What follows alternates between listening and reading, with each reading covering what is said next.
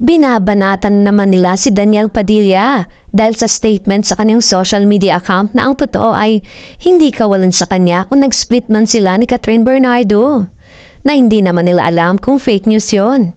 Pero sabi nga ng mga mema, ano raw ang tingin ni Daniel kay Catherine? Basura? Hindi rin namin maintindihan kung saan ang gagaling ang kinagagalit nila kay Daniel.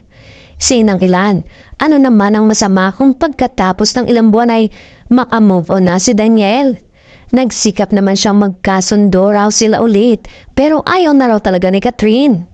Samantalang, pumapasok na talaga sa bold new era si Catherine Bernardo sa kanyang karir.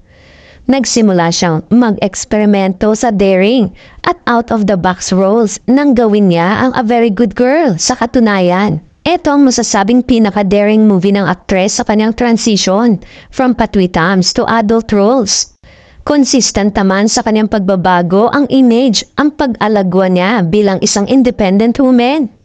First time kasi nilang mapanood ang mature Catherine na nagkaroon ng love scene sa movie. Bagay na hindi pa niya nagagawa maging sa movies nila ng ex na si Daniel Padilla.